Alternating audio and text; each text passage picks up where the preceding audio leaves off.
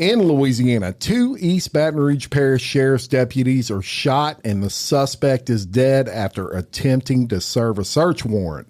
In Texas, a man is arrested for a murder charge and is now the prime suspect in a kidnap for ransom. And in Florida, beaches are closed at popular Walton County after back-to-back shark attacks. These stories and more are coming at you today, Tuesday, June 11th, on Real Life Real Crime Daily, and I'm Jim Chapman. And I'm Cyndi Overton. You are Cyndi Overton. I am. The other Overton. Yes. Well, how is my almost all the time co-host? I know. Poor. He is recovering, or is that even a proper way to describe this at this moment? He is trying to get better. In case some of y'all don't know, Woody's been in the hospital. Today will be a week. He has some very broad symptoms, but they encompass a lot of systems in his body, which have led to many, many tests, and we do not have a diagnosis yet. We are hoping for a diagnosis in the next couple of days. But basically we are treating symptoms at this point, and he is in excruciating pain. So he has like a lot of sensitivity to light and sound, and the hospital room has got to be black and literal no sound. And so in the hospital, you don't go there to rest. Every 30 minutes. I mean, one night I tracked it because I have logs on my phone of every single day. Of course. I do. It's minute by minute. Right. And we had like someone come in the room every 2 to 12 minutes for 6 hours. Oh, wow. They were poking him and getting more blood, doing more tests. And and finally I said, that's it. Like, you can't. Like, please limit. Because when they come in, it's just like bust open the doors, turn on the light. They're doing their job, Sure. they're not. But we had to put signs on the door to please, not like, please go to the nurse's desk before you come. Yeah. So the medical team, which when we started, it was just going to be one doctor, and now I think we have 5. Wow. The medical team is doing everything that they can, and we are just praying for a diagnosis. Yeah. So continue those prayers. Please. And of course we all pray that the wolf gets better for sure pretty soon. Not easy to see the wolf down. Right. You're right. Yeah. Well. And it's also not easy sleeping in the hospital chair for a week. I don't envy anybody that has to do that. That's not comfortable for sure. So I do want to say another thing real quick. Yeah.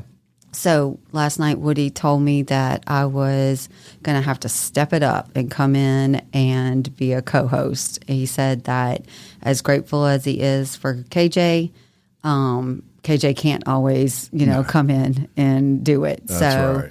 I am actually scared to be here today because I'm so tired, but honored that my husband has entrusted me with this task. Absolutely, and thank you to KJ for always doing it. Yeah, she's awesome, and we appreciate you. And so we're gonna let you do what he normally does, and you're gonna say, let's get into some crime time for. I don't know. Tuesday. Okay. Tuesday, so let's June do that 11th. Okay. Let's go ahead, get into some crime time for Tuesday, June 11th. And we're starting off right here in Baton Rouge, Louisiana. 2 East Baton Rouge Parish Sheriff's deputies and a suspect were shot during the execution of a drug warrant in Baton Rouge. This was on Thursday morning, June 6th. 2 deputies were shot in that confrontation that did leave the shooter dead. One of the deputies was struck in his bulletproof vest and is okay. The sheriff's office said the other was shot in the lower abdomen below his vest, taken to a hospital in serious but stable condition. The sheriff's office said the deputies' names will not be released due to their undercover status. Around 10 a.m. that day, deputies went with Federal Drug Enforcement Administrative representatives to a home to execute a warrant on a potential drug charge. Deputies in marked vehicles told everyone inside the house to come outside, and 2 people complied.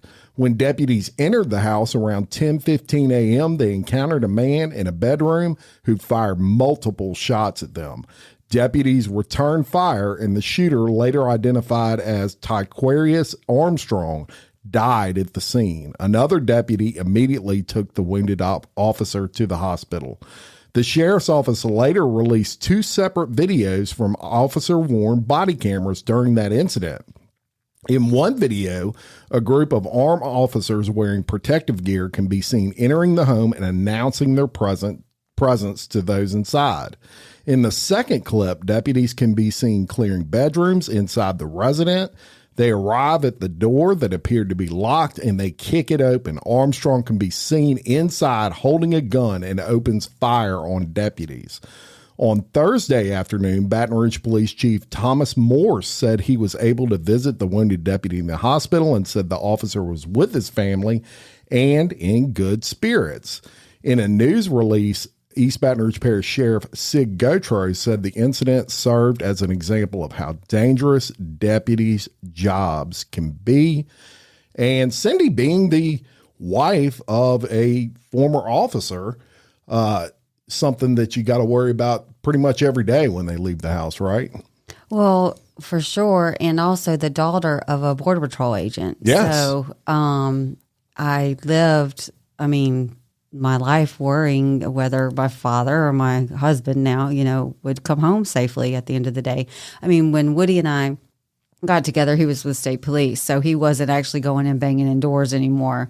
Right. But I completely know because of the Courtney Coco series, you know what I mean? Like, people just don't have a value for life anymore. And I don't know. It's just scary. It really is. And I saw the body camera footage from this incident, and outside of this house, you've got literally a guy on a bullhorn, and it's saying search warrant, sheriff's office, over and over and over again. They get the people outside that did comply. They go inside that house. One deputy kicks the door, and the other one's, he's standing there with his gun. And as soon as that door opens, the guy's got the gun on him and shoots. And it looks like both deputies are going to be okay. Thank God. Yeah. But what just an awful situation, and something that people, I don't know if people really think about these deputies and how they put themselves in harm's way. Just, you never know. No. And I've asked Woody, I've said, when you left the house every day, he said, Jim, honestly, you don't think about it every day. When you leave the house, you don't think, your first thing ain't, I'm not coming home tonight. Right. But for your family, it's a little bit different. Well, yes, definitely for the family, it's a heck of a lot different. And I think for the men or the women, the officers themselves, they're so highly trained, muscle memory. They're just going to do a job. And if they've been trained well enough, you hope that nothing happens, but you can't look at every circumstance that's ever going to come out in left field. Like when you're trained, it's for, certain activities that, a perpetrator might do, but you're never thinking you're going to kick in a door and have someone, glaring a gun at you under those circumstances. It's just very scary. You can only be trained for so many situations. Yes. And you hope that you can do the best that you can. I don't know. It's just sad. But one of the things, our first night in the hospital, when we were in the emergency room and Woody got moved to a room, and I was going to move my car to the hospital side from the emergency room side. Yeah. And everybody in that emergency room was like, do not move your car tonight. Do not walk out these doors tonight. We have had so many instances of people that walked out the doors and have had to walk right back in as a patient. Wow. Yeah. That's crazy. Yeah. Oh. So scary out there. It really is. It really is. So our hearts and prayers go out to the families of these Absolutely. these wounded officers, true heroes, and And looks like they're going to be okay, thank God, but we're thinking about them. Absolutely. All right, so now we're going to Texas, and a Texas man who faces a murder charge in connection with a woman's death is now a person of interest in the disappearance of another woman whose mother received a chilling ransom call. Quan Flowers, 39, was arrested on Friday, May 31st, in connection with the May 3rd death of 24-year-old Megan Rouse, Rouse, whose body was found on a road in Houston. A Houston Police Department officer was responding to an unrelated call when he discovered Rouse's body with gunshot wounds. She was pronounced dead at the scene. Police determined Flowers to be a suspect in the case after reviewing surveillance footage and connecting ballistics information from 2 other shootings that authorities believe are linked to the killing. Prior to Rouse's killing, there was a shooting on March 29th and another one on April 4th, which police say the killing was connected by commonalities such as geographical location as well as the excessive violence. This sounds horrible. Yeah. A woman directed authorities to Flowers, who she initially identified only by the nickname Country. Authorities say the listed address for Country is a 2-minute drive from where Rouse's body was found. And during their investigation, law enforcement also consulted with Baton, Texas authorities who are investigating the disappearance of Casey Goodwin, who is 29. Goodwin's mother, Casey Richardson, reported her missing on April 23rd, a day after receiving a ransom call for $600, during which she could hear her daughter apparently being beaten in the background and screaming. Gosh. Oh my. Mommy, my face is deformed, the mother said. A payment for $1 was made by Richardson to the Cash App account, which police allegedly determined belongs to Flowers' girlfriend. Now, Flowers is a person of interest in the case.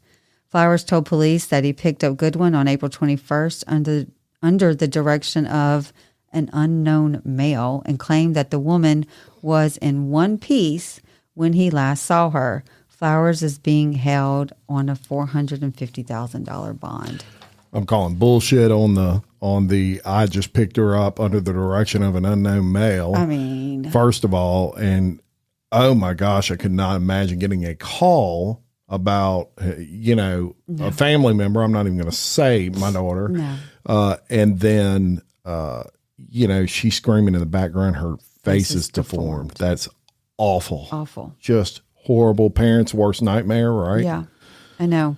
And it goes back, no, it doesn't necessarily go back to, but parents teach your kids to be aware of their environment. Yeah. I mean, we cannot live walking on our cell phone out of businesses anymore.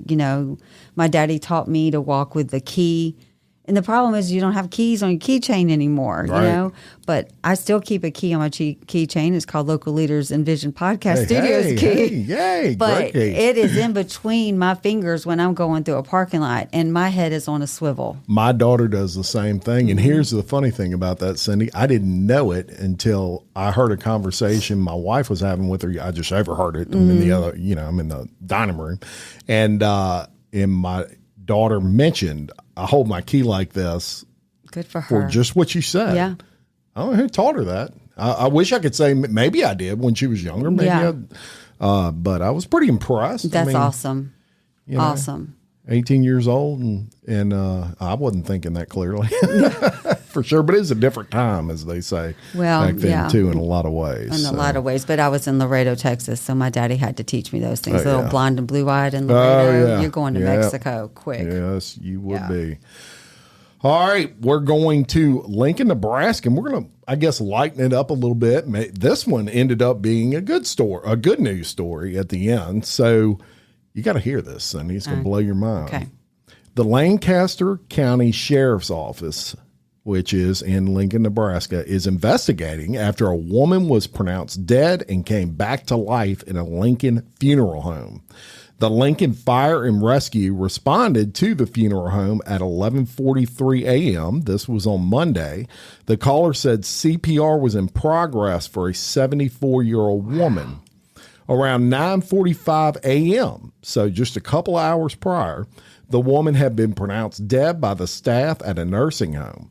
She had been in hospice, and the nursing staff was expecting her to pass away. Funeral home staff transported the woman back to Lincoln. While preparing her body for funeral arrangements, a staff member noticed she was still breathing and called 911. You believe it so far? Oh, Lincoln Fire and Rescue transported the woman to the hospital, and she remains alive. The Lancaster County Sheriff's Office is investigating, but the police say no criminal intent has been discovered. It's unclear if any laws have been broken either. The funeral home and nursing home did not provide comment. Now, before we get into the meat of this story, I do want to say I'm pretty sure this would not happen with Parish Forensics. That's what I was going to say, and they actually did a post about this. Yeah, and there's no way Roy and the two Christians are missing the fact that someone's still alive. Right. I'm going to go out there and say that. Right. Incidentally, if you're looking to get a private autopsy done, you do want to check out our friends at Parish Forensics in Broussard, Louisiana. And if you're in need of cremation for your beloved pet, check out Louisiana Pet Crematory. Folks, I can speak from experience when I say these people are awesome at what they do, and they will take care of you. They're right under the giant American flag in Broussard, Louisiana. Parish Forensics and Louisiana Pet Crematory. Rest easy. Yes. So what do you think about that? I covered a story about a year ago where the same situation happened. It was in another country. Yeah, but not in the United States. No. And what's weird is usually, and my experience, and probably yours as well, when hospice tells you they've got 24, 48, 12, 6, whatever hours left to live, they have that down to a science almost based off of symptoms. Accurate. Yeah, signs. And so that's just surprising to me. Yeah. But, I mean, can they just not feel a pulse? She must, I mean, this nice lady must have just been at death's door, and maybe the breathing was so light that they just didn't notice. Maybe the pulse was so barely there that I don't know. I can't explain it. But. Well, low blood pressure is one of the things that Woody's dealing with right now, and his pulse has gone down to 40. Yeah, I mean, it's scary. So I haven't tried to actually feel it myself. Right. But when I get back to the room after this, I'm going to feel and see how light it is, compared to mine. Sure. Because that's true. I mean, maybe it's just that. But maybe. Well, I don't want that to happen. No. Imagine if they were trying to do the embalming. Yeah, I'm sure that was coming. Yeah. That was the next step. They prepping her. Gosh. Well, spark something uncommon this holiday with just the right gift from Uncommon Goods. The busy holiday season is here, and Uncommon Goods makes it less stressful with incredible hand-picked gifts for everyone on your list, all in one spot. Gifts to spark joy, wonder, delight, and that's exactly what I wanted feeling. Hey, y'all, I ordered a super cool piece. It's a candle with a sculpture of LSU's Tiger Stadium on top of it. And each officially licensed laser cut wooden replica features up to 4 layers of detail, creating a bird's eye view of a specific football field, seating section, and more. And every label includes your stadium's name, the team's logo, and school location. And it has a coconut, soy, vegan wax infused with sandalwood smell that creates tailgates and touchdown scent profile, reminiscent of game day. It's invigorating like fresh cut grass and nostalgic like smoke from a pre-game grill, and calming like the crisp autumn air of a new semester on campus. Y'all, I love it. I have it at the base of my TV, and I'm ready to watch the Tigers play on Saturday night, right? Uncommon Goods. Look, when you shop at Uncommon Goods, you're supporting artists and small independent businesses. And many of their handcrafted products are made in small batches. So shop now before they sell out this holiday season. Uncommon Goods looks for products that are high quality, unique, and often handmade or made in the U.S. They have the most meaningful, out of the ordinary gifts anywhere. They even have gifts you can personalize. From holiday hosts and hostess gift to the coolest finds for kids, to hits for everyone from the book lovers to diehard sports fans. Uncommon Goods has something for everyone, not the same old selections you can just find anywhere. And with every purchase you make at Uncommon Goods, they give $1 to a nonprofit partner of your choice. They've donated more than $3 million to date. So to get 15% off your next gift, go to uncommongoods.com/RLRC. That's uncommongoods.com/RLRC for 15% off. Don't miss out on this limited time offer. Uncommon Goods, We're all out of the ordinary. Hey, y'all, let me tell you about Gobble. All Gobble meal kits are pre-prepped. That means less work for you and less waste in your kitchen.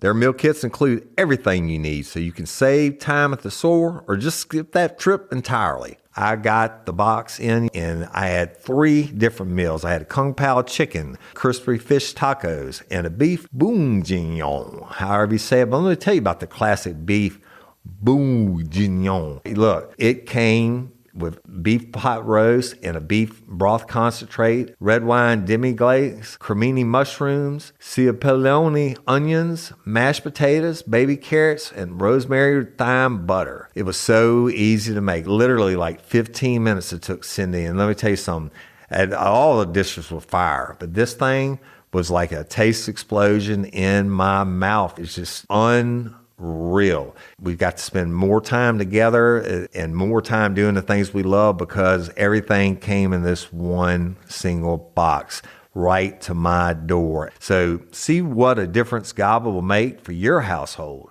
Right now, they're offering my listeners a fantastic limited time deal. You get $120 off across 4 boxes plus free shipping and free cookies. And let me tell you, those cookies, I ate one that was sin baked and it was delicious. Go to gobble.com/real life.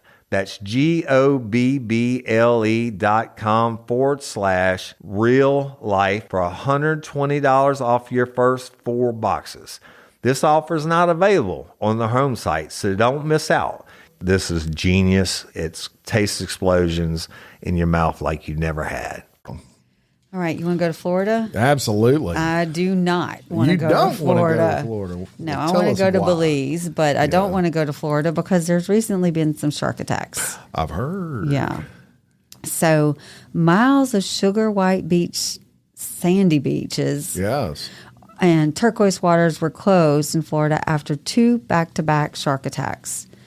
The Walton County Sheriff's Office said the excessive shark attacks were in close proximity to one another on Friday afternoon. Yeah. You know, I read a story on Facebook about this from one of the moms of one of the people that was attacked with a twin daughter. And I mean, I'm sorry, I came in sliding before we recorded, so I haven't read this story yet. I don't know if they're mentioned in here, but they're minors, so they might not, names might not be mentioned. But one of them is a twin. Wow. Yeah. Anyway.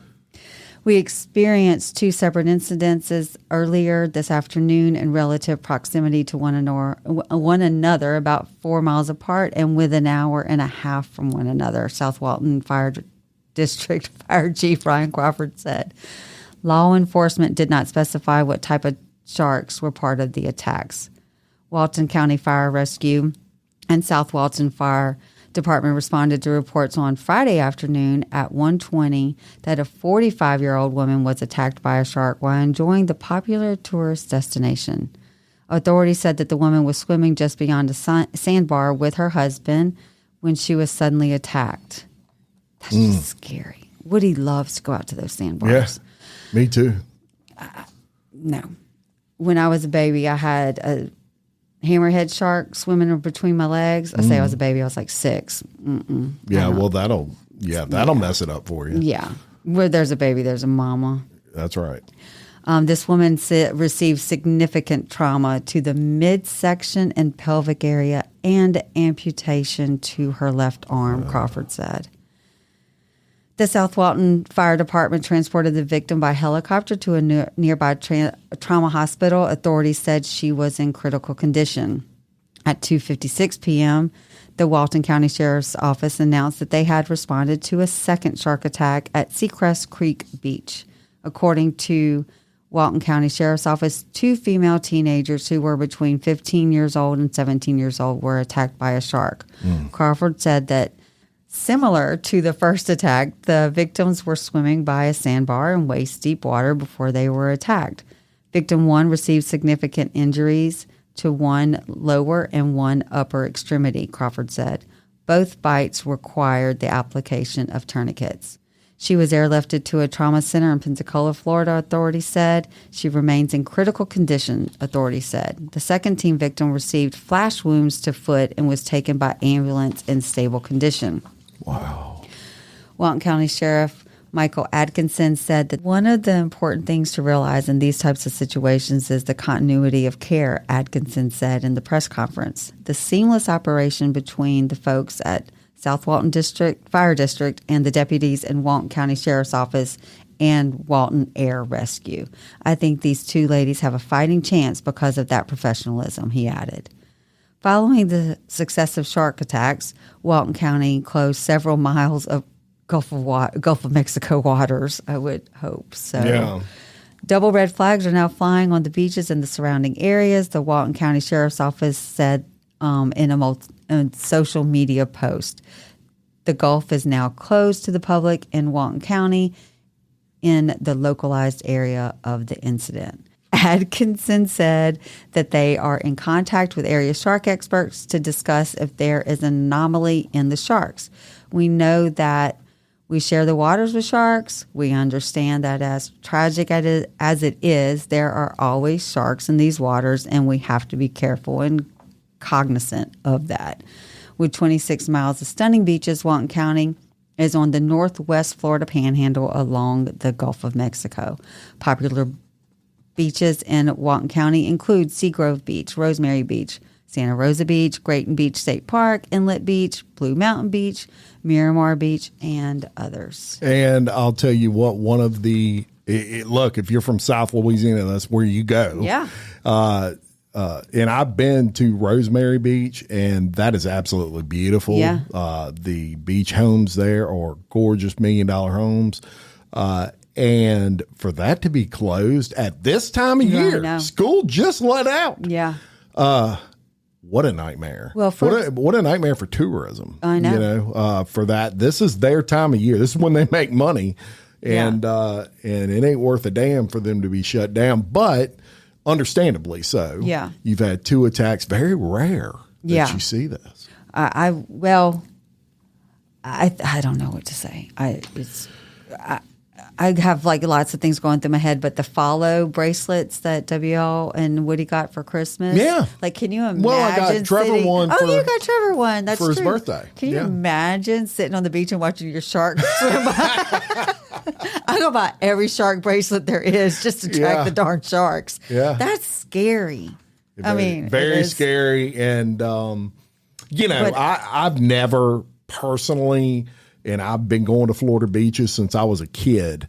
I don't ever remember once seeing a shark, but I know they're out there. Oh, they are out there. And the first time I see one that's close to my legs, I'll probably never go back in the water. Well, you'll never forget. I mean, like I said, I'll never forget. And it was a baby hammerhead, not even 18 to 20 inches long. I mean, it was Yeah. baby, but where there's a baby, there's a mama, you know, There for is, me at that somewhere. age. Yeah. But kudos to the team because, Yes. you know, it is muscle memory. So if they're not dealing with sharks every day, for them to have that seamless operation is amazing. And the post that I read with the twin, Yes. the mom was saying that one of the critical things was a nurse actually, a man pulled her daughter out of the water and a nurse was right there and immediately did the tourniquets. And so Wow. that she wasn't part of the team. She was just there, Yeah. you know, so Hero. yeah, very much so. Yeah, because I would imagine that loss of blood is a big deal. And it was, in I think shark she bites. had lost, if I read correctly, she lost 3 units. Yeah, that's a lot. Yeah. Yeah. Well, prayers for their continued recovery from that incident. And we are going to not go too far from Florida. How about Biloxi, Mississippi? Oh, my daddy's stomping grounds. There you go. So in Biloxi, Mississippi, a judge has sentenced a 45-year-old man to life in prison for fatally stabbing a man with a butcher knife over 30 times in a laundromat and dismembering him. Okay. Yeah, he was apparently pissed. Clint Brower pled guilty to first-degree murder for the stabbing death of Micah Harrington at that local laundromat in May of 2020. On May 26 of 2020, the Biloxi police responded to a stabbing call at a laundromat inside a travel park and found Harrington suffering from knife-related injuries. He was pronounced deceased at the scene, and police later arrested Brower on suspicion of first-degree murder. Brower was doing laundry and believed Harrington was going to harm me or others. he said. He claimed Harrington was moving in a threatening way, so Brower pulls a butcher knife out of his bag, stabs Harrington more than 30 times, and severed his arm, after which Harrington died. After he died, this gets even wilder, Brower reportedly bound the body with rope, moved it outside because he believed the Beau Rivage Casino could put him back together. Oh, my God. Brower said at the hearing, "I took the knife and I killed him." Brower's attorney said after Brower was arrested, Clint has struggled with mental issues throughout his whole life. His mother and sister have done everything possible to try and get him help. He was taken into custody on the same day as the killing on an outstanding warrant for disorderly conduct, but police dropped him back off at the RV park where he and Harrington both lived. Biloxi police said Brower appeared calm that day and did not show signs of any intent to harm anybody. Brower said he was truly sorry for what happened and it was beyond his control. But he's going to take him to the Beau Rivage because they can put him back together. I've spent many a night at the Beau, and they can do a lot of things. Putting people's arms back on ain't one of them. They can't even cure hangovers. Yeah. So I don't think that. Yeah, I think he was out of his mind, and well, he's going to spend the rest of his life in prison. Yeah. And you're one decision away from that in a lot of cases. But what a horrible case, and what a mentally twisted But that's human what I was being. going to say. They're probably going to go for insanity with that. Yeah, yeah. Beau Rivage going to put him back together. Yeah. Well, if they do, that's great. Yeah. All right, you want to go to Pennsylvania? Let's go to Pennsylvania. Oh my goodness. So a school crossing guard in Pennsylvania community was arrested for allegedly supplying middle school students with narcotics. That's nice. That's disgusting. Kira Lee, 26, was taken into custody on Tuesday night and is accused of distributing electronic cigarettes and substances containing marijuana to students at Penwood Middle School. Middle school. I mean, high school is not any better. No. School in general, but since when are crossing guards 26? Yeah. I mean, seriously, mine were like 50, 60, 70, Yeah. like they couldn't move. But anyway, police in Philadelphia said that a student reported that Lee provided students with vapes several times and frequently smoked marijuana with another student. The student's guardian also said that Lee had been giving her child vapes and marijuana edibles. There's a little gummy. Yeah. Text messages between Lee and the student also revealed their experiences after eating the edibles, according to authorities. School crossing guards epitomize the role of a public servant. They are quite literally entrusted with the lives of our children and hold a position of sacred trust in communities across the Commonwealth and the country. For an individual to abuse that trust is deeply disturbing and corrosive to the well-being of the entire community, Delaware County District Attorney Jake Stolmeister said. A parent of a student at Penwood Middle School told Fox 29 that the news of Lee was very troubling. It's already bad enough as a parent keeping them away from other influences, but to hear that an employee of the borough would even sell to kids, it's insane, Maya Bryant said. It's a shame to have these people on these corners to do their job to protect children, and now you're telling me the kids are receiving drugs from them? It's utterly disgusting, another parent said. According to jail records, Lee has been charged with 2 counts of corruption of minors and 2 counts of possession of marijuana, among other charges. She was unable to post her $20,000 bail, officials said. Isn't it 10%? It might be a different percentage there, maybe. It may be very depending on the state. Yeah. I mean, I'm just saying like 2,000, nobody could pull 2,000 to get her out of jail. Yeah, apparently. Or they didn't want Thank to. goodness. Yeah, that's what. I mean, but yeah. my question is, who even... I mean, I never talked. I don't think I ever spoke to crossing guards. When do you have time to talk to your crossing guard? Right. I mean, you're crossing. Especially in middle school. You're not driving to school. No. I mean, everybody's on the bus, right? Everybody's on the bus. Or if you're So you have to leave wherever you're at and then go talk to the crossing guard. Well, I was thinking of a crossing guard where literally kids are walking to school, like in neighborhoods. Yeah, that's true. I did that for a small period of time. And so I would strike up a conversation about gummies? I would stop and say, hey, you got some weed? Of that pie? Yeah. That's crazy to me. Yeah. So bizarre. And how does this crossing guard not think that she's going to, or it was a she. It's a she. And then she's texting them about their experiences. Eventually. Yeah. And then where was this going to lead? How long has she been doing it? And what more has she done? Great question. Question. Well, if we get any reports on that, we'll bring it to you. Yeah. And we have an update on one good thing about the length of time that we've done this show is updates are starting to come through. People are going to trials that they were just arrested, when we brought you the original story. This is one of those cases. And a good while back, we brought you a story about a kilt-wearing Texas man. Oh, I remember him. And if you remember, he was shoplifting and shoving items up his ass. I do remember. In an antique store. Mm-hmm. I think that's where Woody got sick. Could be.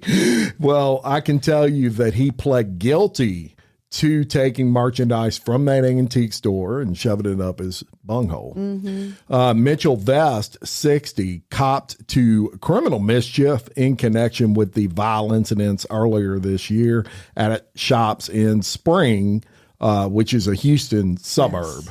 Yes. In Texas. As part of that plea deal, the 6'6", 250-pound Vest was sentenced in Harris County Criminal Court to 12 months probation.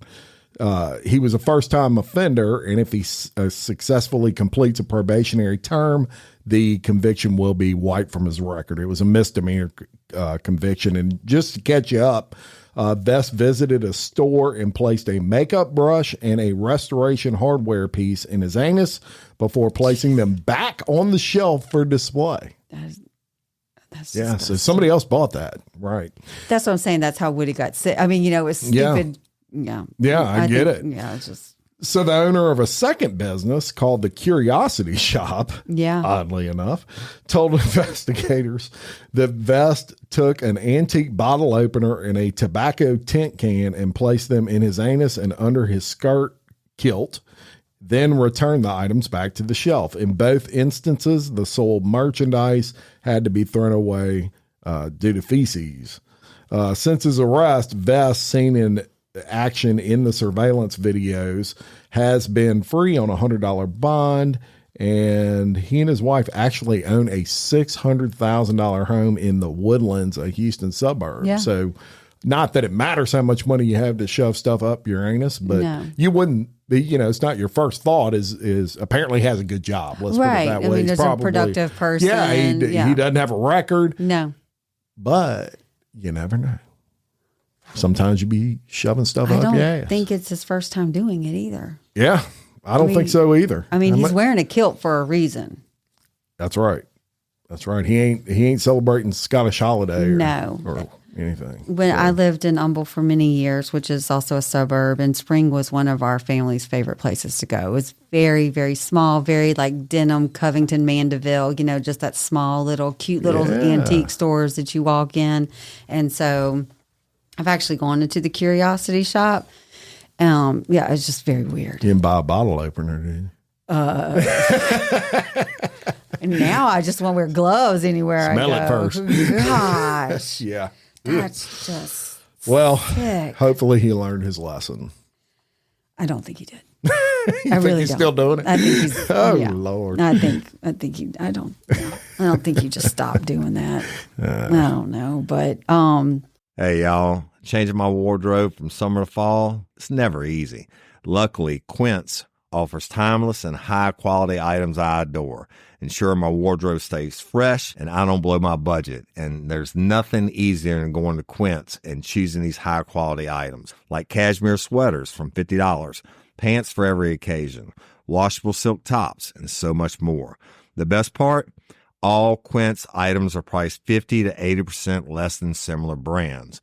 By partnering directly with top factories, Quince cuts out the cost of the middleman and passes the savings on to us. And Quince only works with factories that use safe, ethical, and responsible manufacturing practices and premium fabrics and finishes, and I love that. I got the stainless steel Link Apple Watch band for $59.90. It's heavy duty, it's awesome, and it's like $100 less than I could find anywhere else. And I also got a 100% organic cotton fisherman quarter zip up sweater. The color is alabaster. Man, I can't wait to wear that this fall. And Cyndi got the Mongolian cashmere boat neck sweater in heather gray. And I'm telling you, these are classic pieces at a fraction of the price. Make switching seasons a breeze with Quince's high-quality closet essentials. Go to quince.com/RLRC for free shipping on your order and 365-day returns. That's QUINCE.com/RLRC to get free shipping and 365-day returns. Quince.com/RLRC. You'll thank me later. Hey, ladies, are you feeling overwhelmed by hormonal changes? Well, you're definitely not alone. There are more than 1,000 hormone disruptors living in our environment right now. It's in your food, your water, the air you breathe, the clothes you wear, your skincare products. They all mess with your hormones. Then there's the natural hormone changes your body goes through, premenopause, menopause. And while it's a natural process, it doesn't mean you have to suffer through it. The good news is you don't have to suffer through it anymore, because now you have Hormone Harmony, a formula made only with herbal ingredients that are shown to reduce hormonal symptoms in women of all ages. Hormone Harmony is not just a hormone supporting supplement, it's become a phenomenon. Women can't stop talking about it on social media. A bottle of Hormone Harmony is sold every 24 seconds. And the biggest benefit? Well, my wife says it makes her feel like her own self again. And that's what women mention over and over in the reviews. And there are over 30,000 reviews for Hormone Harmony. And for a limited time, you can get 15% off your entire first order at happymammoth.com. Just use code RLRC at checkout. That's happymammoth.com and use code RLRC for 15% off today. That's happymammoth.com and use code RLRC. Let's see what happens to this bride in Utah. Taylorsville, Utah. Taylorsville, Utah. A bride-to-be in Utah found herself getting patched up the day before her wedding after she was thrown from the bed of a truck going 50 miles per hour while trying to transport a mattress. She was in the back of the truck? Yeah, apparently. And holding the mattress. That's something wrong with that. All right. So her story is an important reminder to always secure a truck's bed load. Yes, please do. Ahead of a wedding day, there can be a lot on the couple's mind. We were kind of time crunched, new husband Alex Kissinger said. That's because Alex and Lydia Kissinger were getting married the day after a frightening incident. Wanting to get their new home ready by moving their king-size mattress, the two hopped in the truck and decided to take back roads. With Alex Kissinger behind the wheel, Lydia laid on top of the mattress to keep it from flying away. How nice of I him. mean, you put the woman you back might want there. to divorce this guy. After we took off, just a couple of seconds later, and I just remember flying out. Yeah, that's a Lydia kite said. at that point. Yeah, I mean, literally. Alex Kissinger recounted that what he saw in the mirror. I saw the mattress falling down, and I see me I see me fiance. I see me Beyonce. What is he, British or something? Or I've got the kilt on still. Irish? I see me Beyonce. I see the mattress falling down, and I see my fiance rolling down the street, he described. Taking a trip to the hospital to get patched up and a trip to the dentist the next day, they still tied the knot. I'm just happy she married me after all that, Alex said. It was perfect because if it was any warmer, I would have been in a lot of pain because of the legit burns, Lydia added. As of June 4th, the Utah Department of Public Safety said there have been more than 230 unsecured load-related crashes. That's on top of more than 25,000 calls per year for road debris, and the Utah Highway Patrol said they received. Wow. Yeah. I believe it too. Yeah. I see it a lot. All the time. Yeah. So anywhere from, I've seen hot tubs out on the roads. I've seen construction material. It's a common thing. I'd say one of the things we see the most is ladders out there on the highway. that. Utah Highway State Patrol Sergeant Cameron Roden said, people think this is the heaviest object that's going to stay in the car, and it catches wind and it sails out there on the road. 6 weeks later, the newlyweds were asked if they'd do anything differently. I wasn't thinking. If you have something in the back of your truck and you don't strap it down, you're not thinking, Alex said, because if you thought you'd strap it down because it's the easiest answer to the question. Should you strap it in? Yes. Another way to add that extra layer of protection to a load is by including a net or a tarp. And I would add to that, maybe the man needs to get back there and hold the daggum mattress down. And don't put your new wife back there. Yeah, I mean, if you're not going to strap it down. But, I mean, just in general, don't put a human back there. Yeah. I mean, we've done it numerous I've done it. I times. mean, I had a TV back there one time. Now, I went back there. I didn't have my wife get back there, but it was a big TV and it was top heavy. Yeah. So I sat back there and just held it. But that's a big difference between that and a mattress. Right. Well, when Swim was leaving a prior marriage, he had a recliner. He could have had a recliner in the back of his truck. Yeah. And he lost it. Yeah. It wasn't strapped down, and he lost it. And you wouldn't think a recliner would fly out. Right. I see things all the time on the road. I swerve a lot to avoid things on the road. Recently, horrible motorcycle crash on the interstate. And what caused it, this is right here locally, was a pallet. Yep. A pallet in the middle of the interstate that apparently fell out of somebody's vehicle, and a motorcycle hit it and it killed a woman. Can I tell you the backstory of that? Do you know? Sure. Okay. So a woman that works for our friend Miranda at Flourish. Oh, I did not know. Her son was killed a year prior in a motorcycle accident. And they had the memorial for that accident 4 days prior. He passed away. I mean, I said he got killed. So he passed away. They had the memorial, the year memorial for him.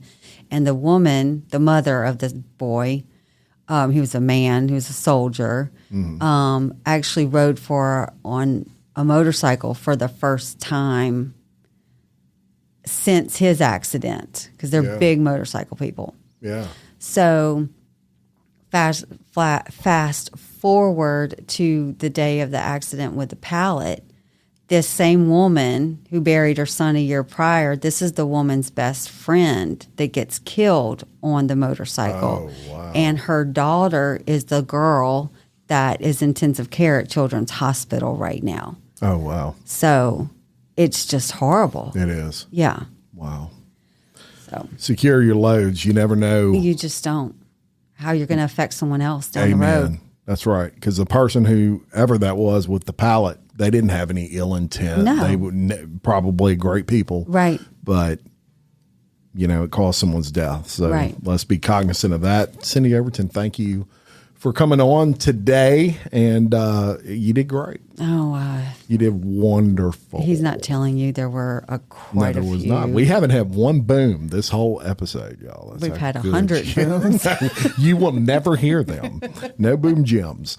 But thank you very much for coming in. I still say you did wonderful. We continue to pray for your wonderful husband, Woody Everton, and I look forward to having him back on soon. But you will be joining me for the next few episodes, and that's pretty awesome too. Well, thank you for having me, and thank you to Woody for trusting me. Yes, thank you to Woody. It's huge shoes to fill between him and KJ. That's and, right. Yeah. Well, you're doing a great job.